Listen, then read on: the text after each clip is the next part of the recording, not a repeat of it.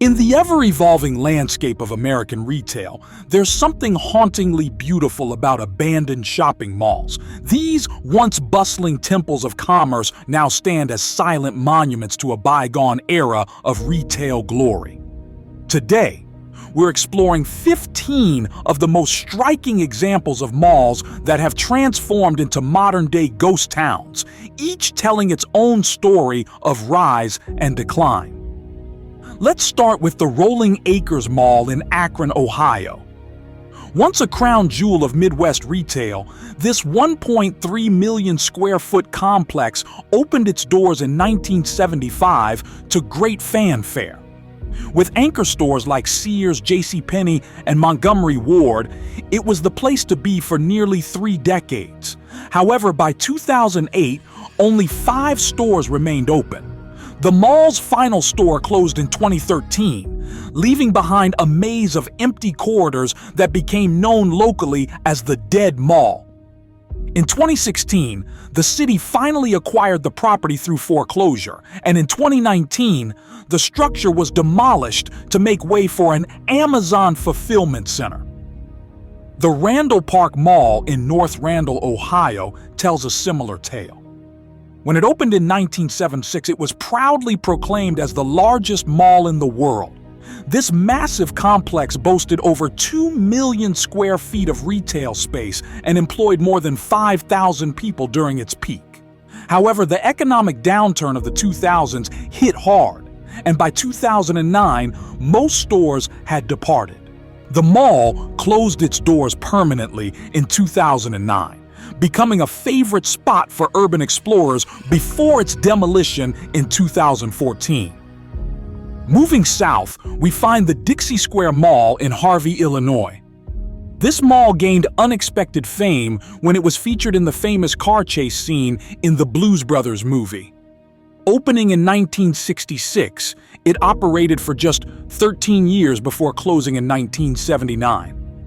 What makes Dixie Square unique is that it stood abandoned for over 30 years, becoming one of the longest-standing abandoned malls in America.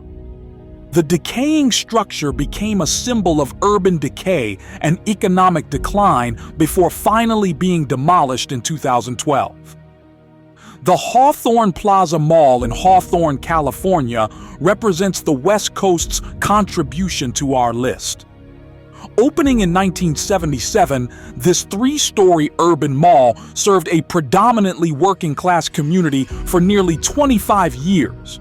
Despite various attempts at revitalization, including a proposal to convert it into a mixed-use development, the mall has remained largely abandoned since 1999.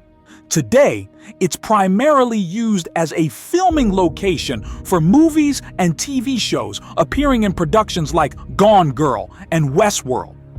The White Flint Mall in North Bethesda, Maryland, was once considered one of the most upscale shopping destinations in the Washington, D.C. metropolitan area. Opened in 1977, it featured luxury retailers like Bloomingdale's and I. Magnin. However, changing shopping habits and increased competition led to its closure in 2015. What makes White Flint's story particularly interesting is how it reflects the changing preferences of affluent consumers who increasingly favor outdoor lifestyle centers over traditional enclosed malls. In Burlington, Vermont, the Burlington Center Mall's story is one of gradual decline. Opening in 1982, it thrived throughout the 1990s, but began experiencing significant vacancy rates in the early 2000s. A major blow came in 2010 when Macy's closed its doors. By 2018, the mall was completely shuttered after a burst pipe caused extensive damage during a cold snap. Today, plans are underway to transform the site into a mixed-use development, reflecting a common trend in repurposing these massive structures. The Century 3 Mall in West Mifflin, Pennsylvania, represents one of the more recent additions to our list. Built on a former slag heap from the region's steel industry, it opened in 1979 as one of the largest indoor shopping malls in the world. Named for America's upcoming bicentennial, the mall thrived through the 1980s and 1990s. However, competition from newer shopping centers and changing consumer habits led to its decline. By 2019, only a handful of stores remained open, and the mall was officially closed due to code violations. In North Carolina, the Carolina Circle Mall in Greensboro opened in 1976 and was notable for its unique circular design and indoor ice skating rink. Despite these distinctive features, the mall struggled to maintain occupancy rates through the 1990s and finally closed in 2002. The site was demolished in 2007 and has since been redeveloped into a medical complex, demonstrating how these former retail spaces can be reimagined for modern needs. The landmark mall in Alexandria, Virginia, presents an interesting case study in suburban retail decline. Opening in 1965 as an open-air shopping center, it was enclosed in 1990 to stay competitive. However, this investment couldn't prevent its eventual decline. The mall closed in 2017, and while most abandoned malls fall into disrepair, Landmark found a temporary new purpose as a homeless shelter before its demolition in 2022. The Jamestown Mall in Florissant, Missouri, opened in 1973 as part of St. Louis's suburban expansion. Despite serving as a regional shopping destination for nearly 4 decades, it couldn't survive the retail apocalypse of the 2000s. The mall closed in 2014, leaving behind 1.2 million square feet of empty space. Environmental concerns, including mold and asbestos, have complicated redevelopment efforts, making it a prime example of the challenges faced in repurposing these structures. In Ohio, the Canton Center Mall, formerly known as Mellet Mall, represents one of the earlier examples of mall decline. Opening in 1965, it was Canton's first enclosed shopping center. The mall's fortunes began to decline in the 1990s, and by 2016, it was largely vacant. What makes this case particularly interesting is how it highlights the impact of changing demographics and retail patterns in smaller cities.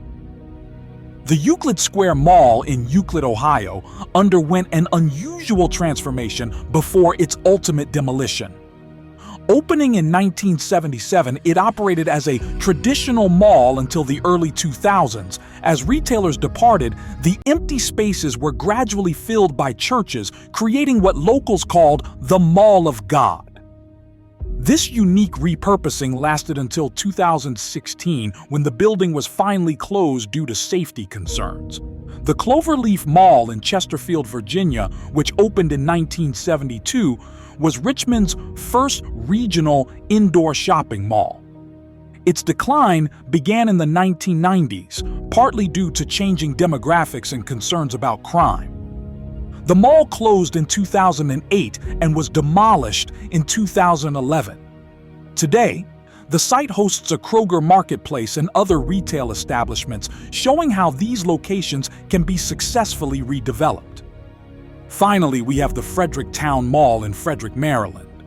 Opening in 1972, it served as a community hub for decades before beginning its decline in the early 2000s. The mall closed in 2013, but unlike many others on our list, it remained standing for years as various redevelopment plans fell through. It serves as a reminder of the challenges faced in repurposing these massive retail spaces. These 15 malls represent just a fraction of the estimated 300 to 400 dead or dying malls across America. Their stories reflect broader changes in American society, shifts in shopping habits, demographic changes, economic challenges, and the rise of e-commerce. While some find new life through creative repurposing, others stand as modern ruins, waiting for their next chapter to be written. These abandoned spaces serve as both a warning about the impermanence of retail trends and an opportunity to reimagine how we use large-scale commercial spaces in our communities.